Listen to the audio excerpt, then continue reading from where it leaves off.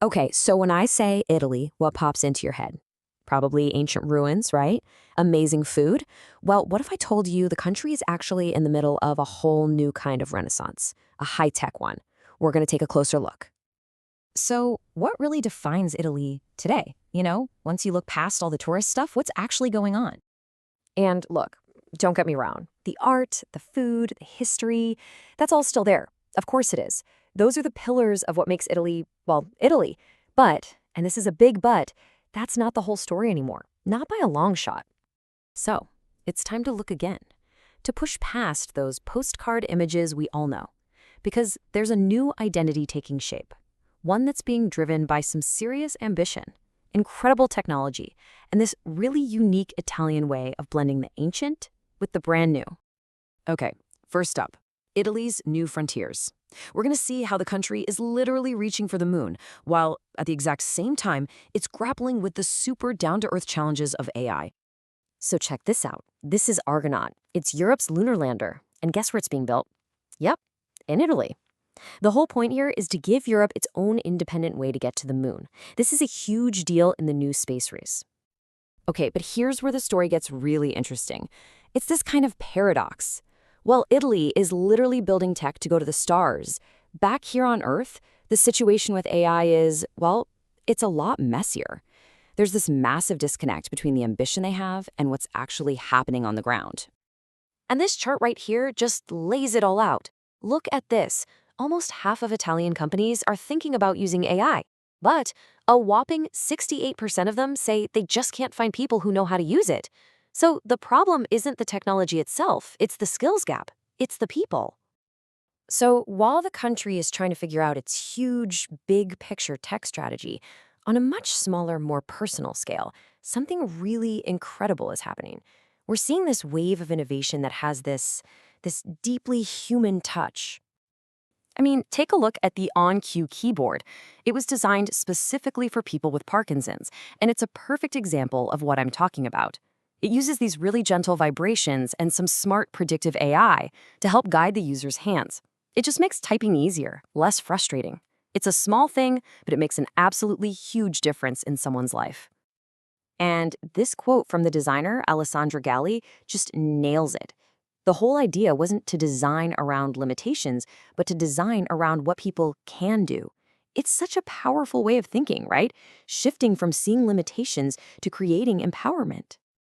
And this focus on people, it isn't just happening in cool tech gadgets. Italy's healthcare system is going through its own quiet revolution. And we're not just talking about the big, famous hospitals in Milan or Rome. No, this is happening all across the country, especially in the medium-sized cities and down in the south. The quality of care is just getting better and better. All right, next up, let's talk about the economy. Because the sources of Italy's real economic strength might surprise you. It's not just about Gucci and Ferrari. The real engine driving the Italian economy is something, well, it's a lot quieter and a lot more local. It turns out the real economic powerhouses in Italy aren't the huge metro areas like Rome or Milan. It's these 157 mid-sized cities. They're the ones driving growth, they offer a better quality of life, and they're even managing to push back against the trend of population decline. It's fascinating. And then, of course, there's the food. We all know Italian food is incredible, but do you have any idea how big of a business it is?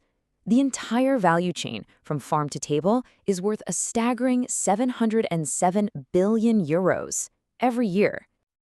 And that massive value, it translates directly into jobs. We're talking 4 million jobs. 4 million! From the person farming the tomatoes to the chef in the restaurant, this whole sector is a massive employer. And now, with UNESCO officially recognizing Italian cuisine, well, that's expected to be a huge economic rocket booster. They're projecting an additional 18 million overnight tourist stays in just the first 2 years. That's a tangible boom for the entire country. And that sense of stability, of building something solid, seems to be extending to people's wallets, too. After a few really tough years with inflation, Italians are being pretty careful. They're saving, they're paying off bills.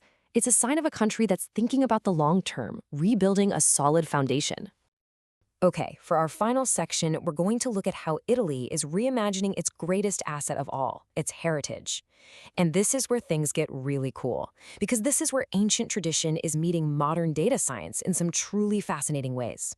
So, Italy has more cultural heritage sites than pretty much anywhere else on Earth. But here's the problem. If you look at the data, just 3 big sites, the Colosseum, Pompeii, the Florence galleries, they get more than half of all the visitors and all the money. That leaves hundreds of other incredible museums just struggling to get by. But now, it looks like data might be the solution. And speaking of data, this is where things get really cool. There's this brand new field called computational gastronomy. I know it sounds wild, right? But it's all about using AI and big data to analyze, preserve, and even reinvent Italian food. Think of it like a digital sommelier, but for the entire country's cuisine. And Italy is already leading the charge here.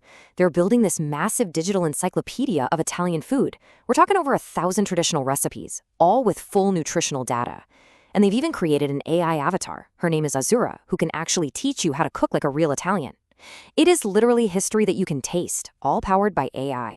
So if there's one single thing to take away from all this, it's probably this. In Italy today, the future isn't about tearing down the past. It's about building on top of it. It's about using the incredible tools of today, but infusing them with the deep wisdom of yesterday. From lunar landers to AI-powered recipes, you can see this fusion happening everywhere, creating something completely unique. And that, of course, leaves us with one final, really exciting question. What is this powerful blend of old and new going to unlock next?